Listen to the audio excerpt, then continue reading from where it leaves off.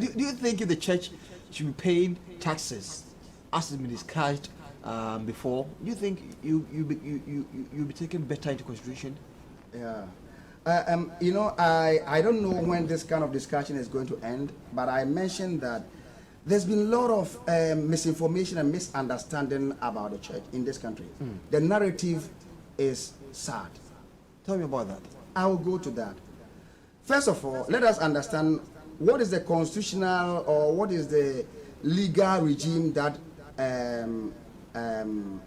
regulate churches. The church, so to speak, is an NGO, non-governmental organization.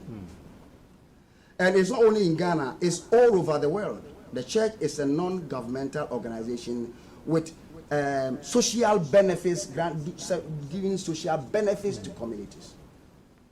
So if you are a worker in a church, as a worker, I will pay my income tax. But as an institution that lives on donations, globally, you don't have to pay any tax on donations. But the position has also come under the fact that churches also sell. Let me finish this before I go there. So globally, you don't have to pay taxes because you are living on donations. All the NGOs operating in Ghana, talk about Action Aid, I worked with them before, look at World Vision, look at all. None of them, nobody asks them to pay taxes because they are living on donations. They are performing social activities that are unpaid for by the government, or that don't receive profit back. So that is a philosophy, that is a principle behind. So as a church, when you go to church and somebody, or let me say you go to an entertainment center, you pay fees before you attend. Church does not collect fees in any way. You go free entry, and then they give you words of life, things that will shape in your life, shaping the life of your family, give you free counseling and stuff like that. And then you think that you still need to pay taxes on donations. Let me say, I've been in Germany. I've worked as a missionary in Germany for 7.5 years as a missionary in Germany, Hamburg to be specific. And I was the one who registered our church in Germany, registered our church in Spain, registered our church in the UK. And they have similar legal regimes. And the legal regime is that at the end of the day, the government knows that you are performing social functions which the government should have performed to its citizens. It's a social responsibility, isn't it? So not social responsibility. Then what is it then? Not social responsibility is an organization that is commercial organization, and then as part of its commercial stuff, they are trying to give back to society. That is what we call social responsibility. But the church is our entire function is to serve community. That's our entire function. But what are churches who actually pay consultation and all that? Who pay what? Pay for consultation and all that. And you'll be selling the oil and the handkerchiefs and anything.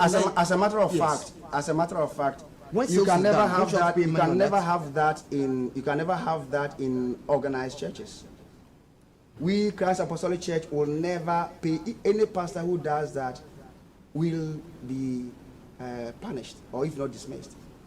CAC, we don't sell oil. We don't sell anything in church. We don't do any such thing. You don't pay for consultation.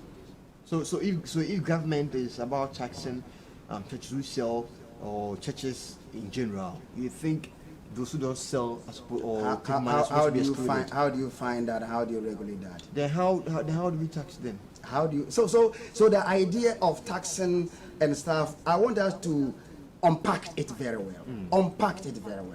The church as an institution does not need to pay any tax. All right. Because it is a non-governmental organization like Action Aid, like World Vision, like all the NGOs who are performing social activities. It is not only in Ghana, it is universal. In even developed countries, the government pays churches, give them money to do their work. All right. And if you can't get money to support the church activities, please let us be very careful. Take church out of people's life. For me, I am a product or the testimony of what the church can do. And I am a testimony from a vagabond to alcoholic, drug addict, and stuff like that. And by God's grace, I am not a burden to this country because of what the church did for me. So I was saying that if a church sells oil, like what the callers are saying, like they are always like to me, why can't they be taxed? Yeah, sure. So this is a concern, and I think the concern is very much genuine, and where the primary purpose of the church is non-commercial. So as soon as you begin to be commercial, that aspects of the commercial activity must be taxed. For instance, I am a church, I have a transport, I'll do a transport business. Why shouldn't that be taxed? I am a church, I am doing real estate. Why shouldn't that be taxed?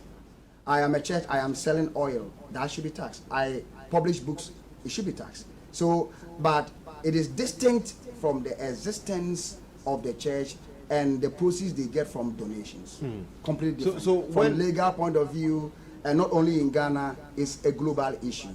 And it's well founded, or it's founded on well-established principles. All right, so quickly, I want to ask you something. So where a church doesn't sell, they don't get taxed. Now, if you go and register a church at Registrar General, do you do that right? Yes. Under what category do you place the church? The church is a religious organization. And as a religious organization, we follow through the registration processes that all NGOs follow through. So you fall under NGOs? So we are limited by guarantee, just like NGOs are limited organizations by guarantee. So that is it. All right. Thanks so much for coming.